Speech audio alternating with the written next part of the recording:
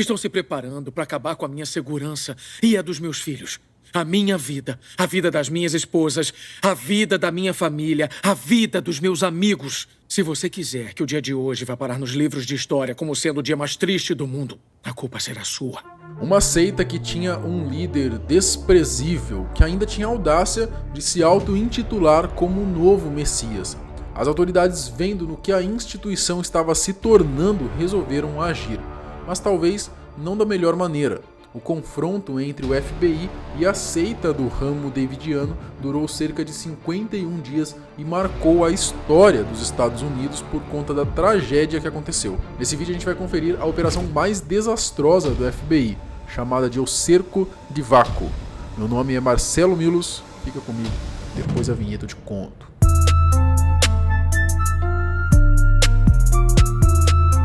Provar para alguém que ele não é Jesus Cristo reencarnado. O FBI disse hoje que esse é o maior desafio ao lidar com o líder de culto David Koresh. O Cerco de Waco, ele é conhecido como um dos episódios mais emblemáticos da história dos Estados Unidos. Isso porque causa um misto de sensações, já que a gente sabe que as autoridades deveriam intervir no que estava acontecendo, porque era terrível o que estava acontecendo, mas talvez não da forma que ocorreu. Iniciado no dia 28 de fevereiro de 1993, o caso aconteceu ao nordeste de Waco, no Texas, quando as autoridades americanas foram acionadas para fazer uma busca na sede da seita do ramo davidiano. Mas o que tanto que rolava nessa seita religiosa para no final ter acontecido essa tragédia toda? A seita. O ramo davidiano foi um movimento religioso que foi criado por Benjamin Roden em 1955, como uma ramificação da Associação Geral do Ramo Davidiano Adventista do Sétimo Dia, fundada pelo búlgaro Viktor Houteff, isso em 1935. Ambas tiveram inspirações na Igreja Adventista, que é uma igreja séria cristã, mas que seus líderes, justamente por não concordarem com a doutrina 100% adventista, então acabaram criando as suas próprias seitas. Só para ficar claro, tinha a Adventista, daí o búlgaro foi desassociado da Adventista por ter algumas ideias que não batiam, e ele criou a Davidiano. Daí o Roden, ele que estava na Davidiano, divergiu das ideias de lá e criou o ramo davidiano. Acho que deu pra entender, né? Eu não entendi nada, mano. Enfim, o Viktor Houteff, ele teve uma ideia meio errada, e uma das coisas que ele pregava era que o Messias presente na Bíblia não era Jesus, mas sim alguém que ainda estava por vir. Sendo assim, ele entendeu que ele deveria criar então um reino davídico, espelhando o império do rei Davi para quando o iminente apocalipse chegasse. Foi então que em 1935 ele comprou um complexo que intitulou de Centro Monte Carmelo, localizado a oeste da cidade de Waco, no Texas, onde ele profetizou que ali seria o início de um novo reino após o fim do mundo. Posteriormente, o ramo davidiano foi criado e permaneceu ali em Waco mesmo. O líder sombrio. Em 1955, com a morte de Houteff, o Ben Roden ele questionou a liderança do grupo, que foi deixada para a esposa de Houteff, e fundou então o ramo davidiano. Entre as coisas que fizeram, uma delas foi passar a reivindicar a propriedade da Nova Monte Carmelo em Waco. Ao longo dos anos, este grupo se manteve discreto, mas foi crescendo, e se você acha que o líder que eu estou falando é o seu fundador, você está muito enganado. O Ben Roden ele veio a morrer então em 1978, passando a liderança para sua esposa e posteriormente para o filho do casal, mas nenhum desses era tão maluco, tão charlatão assim, tão grande a se dizer que era o próprio Messias, ou que fazia filhos em menores de idade. Em 1981, um jovem de nome Vernon Howell, ele então com 22 anos, mudou-se para Waco e juntou-se ao grupo no complexo. Vindo de uma família instável, ele dizia ter nascido de novo na Igreja Batista do Sul, sendo que aos 19 anos já havia se envolvido em um escândalo por ter se relacionado com uma garota de 15 anos. Ele chegou a migrar para a Igreja Adventista do Sétimo Dia, mas foi expulso após perseguir e assediar a filha do pastor, dizendo que Deus a queria como esposa dele. Que cara doido, né, velho? Em 1983, o Vernon passou então a se autoproclamar como um profeta, acreditando ser o último Messias enviado por Deus na Terra. Com isso, o Howell ganhou o poder e o respeito dentro do ramo. No final dos anos 80, quando o então líder, o George Roden, filho do Benjamin Roden, foi preso por assassinato, ele assumiu o controle do complexo. Em 1990, o Howell mudou seu nome para David Koresh, no qual ele é mais conhecido ali na cultura norte-americana. Ele mudou-se em homenagem aos reis bíblicos, o rei Davi, no caso, né, e o Ciro, que o Koresh é a versão hebraica do nome, né, e disse que ele iniciaria então uma nova linhagem de líderes mundiais, o Plano. Depois de se tornar líder da seita, o Koresh passou então a ter vários comportamentos contraditórios. Por exemplo, ele dizia que a monogamia seria a salvação dos fiéis, no entanto, o líder poderia ter várias esposas. Espertinho, né? Além disso, ele alegava que era o Messias, portanto qualquer filho que nascesse dele seria então sagrado. A partir disso, o Vaco Tribune Herald divulgou, né, uma série chamada de O Messias Pecador, relatando então os supostos abusos físicos e sexuais cometidos por Koresh dentro da comunidade, tendo gerado aí mais de 13 filhos em mulheres e jovens menores de idade.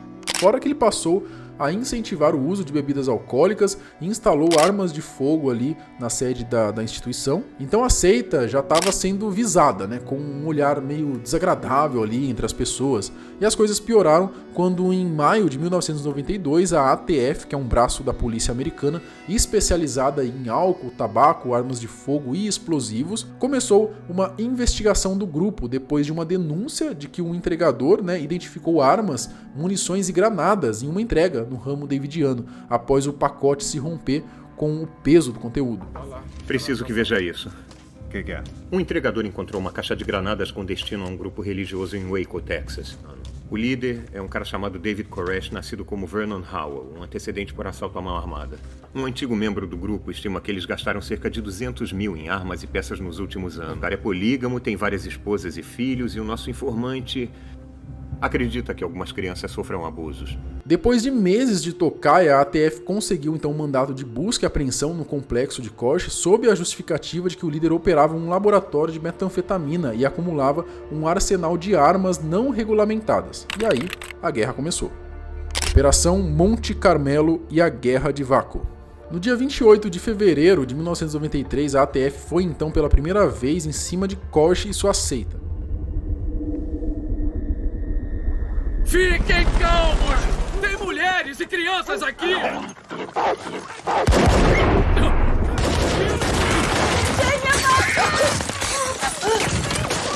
A polícia foi recebida com tiros, o que acabou resultando na morte de 4 agentes e 6 membros do grupo religioso. Em um tiroteio fatal, 4 membros da ATF e 6 membros da seita são mortos. Com agentes da ATF mortos, as autoridades federais decidem que o FBI deve assumir o comando da situação. Logo depois do insucesso aí do confronto, o FBI assumiu o controle do caso, que foi chamado de Operação Monte Carmelo. As autoridades decidiram estabelecer um cerco em torno da sede da organização em Waco. O conflito, acredite se quiser, durou cerca de 51 dias, com a polícia a todo momento evitando o contato físico ao extremo, né, durante esse período. Por exemplo, eles usavam ali alto-falantes gigantescos que tocavam música pesada 24 horas por dia para impedir o descanso dos religiosos e forçá-los a se renderem. Mas nada disso fez com que o grupo e o seu líder se rendessem. Neste tempo, o Koresh ele liberou 19 crianças que mais tarde revelaram terem sido vítimas de abusos físicos e sexuais dentro da seita. Conforme a situação piorava, as autoridades começaram a temer um possível suicídio em massa, o que levou o FBI a soltar bombas de gás lacrimogêneo dentro do rancho. O cerco acabou agora!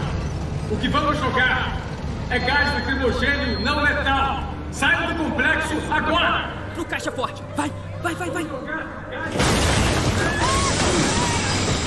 O intuito era invadir e libertar os seguidores de Koresh que estavam sendo feitos de reféns. As autoridades ergueram então uma força-tarefa militar enorme que envolveu ainda outros órgãos táticos da inteligência norte-americana, como por exemplo a própria ATF, os Texas Rangers e as forças militares da Guarda Nacional dos Estados Unidos. Isso ficou conhecido como a operação mais poderosa da história dos Estados Unidos contra civis. No total foram mais de 890 agentes com 4 veículos de combate militar, 10 tanques Bradley e 2 tanques Abrams. Nem sei que tanques são esses aí, mas deve ser artilharia pesada, né? Bom, o presidente Bill Clinton, ele deu então autorização para que o FBI fizesse a tomada do complexo em vácuo. Com gás lacrimogênio e artilharia pesada, os agentes invadiram o local por volta do meio-dia, no dia 19 de abril daquele ano. No entanto, o conflito terminou em um incêndio, que foi iniciado lá dentro da sede mesmo, que acabou com pelo menos ali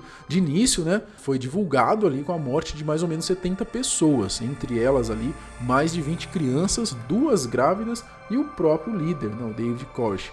Muito provavelmente esse incêndio foi causado por alguém lá de dentro mesmo do complexo. Acredita-se que apenas 9 pessoas tenham conseguido escapar com vida. Enfim, cada notícia que a gente vê fala um número diferente. O desfecho da operação. 2 semanas depois, a ATF desfez o complexo, permanecendo apenas uma pequena capela. Segundo o relatório Danforth, alguns membros na hora do incêndio não conseguiram fugir, enquanto os outros se recusaram a deixar a propriedade, aceitando assim a sua morte. O documento afirma ainda que Steve Schneider, o braço direito do Koresh, ele atirou no líder após o incêndio ter sido iniciado e ele acabou ali atirando nele mesmo em seguida. A todo momento, a grande maioria da imprensa e do público deram razão à invasão, né? Algo tinha que ser feito, o que não é para menos, convenhamos, né? O presidente Clinton, inclusive, ele foi um dos que declararam nacionalmente que o governo dos Estados Unidos não tinha culpa de que, nas palavras dele, um bando de fanáticos religiosos resolveu se matar. Só que há algumas divergências sobre isso, né? Na época, a perícia concluiu que diversos seguidores atiraram nas crianças e posteriormente se mataram.